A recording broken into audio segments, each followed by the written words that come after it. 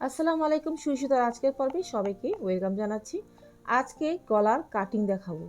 পান পাতার মতো করে একটা কাটিং দেখাবো।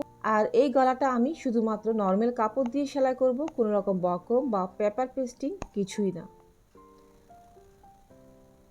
সচরাচর যেভাবে জামার কাট করি সেভাবে জামার কাট করব। আমি ড্রয়িংটা করে নিচ্ছি আর দেখতে পাচ্ছেন গলার ড্রয়িংটা করে নিয়েছি। সামনের দিকে একটু গোল করে শেপটা করলাম। প্রথমে সামনের পিঠ আর পিছনের পিঠ একই রকমভাবে কেটে নেব। এরপরে আলাদা করে সামনের অংশে একটু পান পাতার মতো গোল করে নেব। আমি অবশ্যই একটু পরে দেখিয়ে দিচ্ছি। তার আগে একটু জামার ড্রয়িংটা করে নিই। আর আজকের জামায় আমি অনেক ঘের রাখছি, নিচের অংশে প্রায় 34-এর মতো ঘের রেখেছি। দেখে নিশ্চয়ই বুঝতে পারছেন আমি কতটুকু ঘের রেখেছি, কেননা জামার প্রিন্টটা এতই সুন্দর, আমি প্রিন্টটা ফেলতে ইচ্ছে করছে না। বগলের শেপটাও করে নিলাম আর জামার কাটটাও করে নিচ্ছি। অবশ্যই নিচের অংশে একটু ছাড় দিয়ে দিতে হবে, তা না হলে দুই দিকে মাছের মতো কোনা বের হয়ে যাবে। আর পয়েন্টে পয়েন্টে অবশ্যই একটু কেটে নেব। বগলের যে পাশে আমি কেটেছি সেই টুকরো দিয়ে আজকে আমি গলার পট্টিটা করব। দেখতে পাচ্ছেন প্রথমে গোল করে কেটে নিয়েছি সামনের আর পিছনের অংশ। এরপর আমি পিছনের অংশটা বাদ দিয়েছি। পিছনের গলার ডিপ কিন্তু 3.5-এর মতো ছিল। এবার সামনের দিকে একটু গোলাকার করে শেপ করে নিচ্ছি। সাইডে যে কাপড় বেঁচে ছিল সেখান থেকে আমি পট্টিটা এভাবে চাপ দিয়ে কেটে নিচ্ছি। সামনের অংশের বগলের শেপটাও এর মধ্যে করে নিলাম। পিছনের অংশে যে গোল কাটটা রয়েছে সেখানেও পট্টিটা কেটে নিচ্ছি। যারা কাটিংয়ে অপটু তারা এভাবে দেখে দেখে কাটিংটা শিখে নিতে পারেন।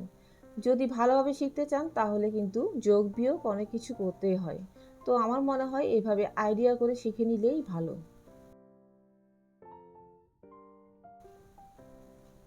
দেখতে পাচ্ছেন কথা বলতে বলতে আমি হাতের ড্রয়িংটাও করে ফেললাম।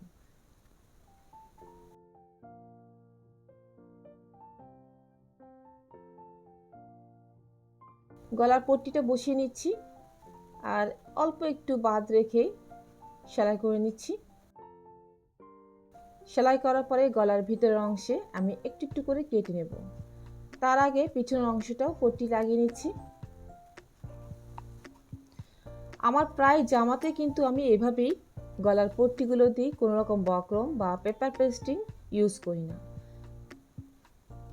এভাবে কাপড় দিয়ে পট্টি দিলে আমার থেকে অনেকটা ফ্রি লাগে পরার সময়। দেখুন আমি মাঝখানে একটু একটু করে কেটে দিয়েছি, এতে করে যখন বোটে সেলাই করব শেপটা দেখতে সুন্দর হবে।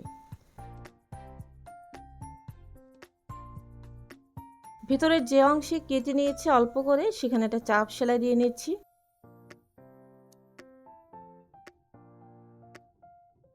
আর দেখিয়ে দিচ্ছি কিভাবে বোটে সেলাই করব। দেখুন বোটে সেলাই করার পর এভাবে উল্টে দিয়ে একটা হ্যাম সেলাই দিব গলাতে। দেখতে কত সুন্দর লাগছে, পান পাতা গলা। দেখুন কত সুন্দরভাবে বসে আছে, বোঝাই যাচ্ছে না এখানে বক্রম বা পেপার পেস্টিং ইউজ করা হয়নি। এভাবে আপনারা ইজিলি গলা সেলাই করে নিতে পারেন। আশা করছি আমার আজকের ভিডিও আপনাদের কাজে লাগবে।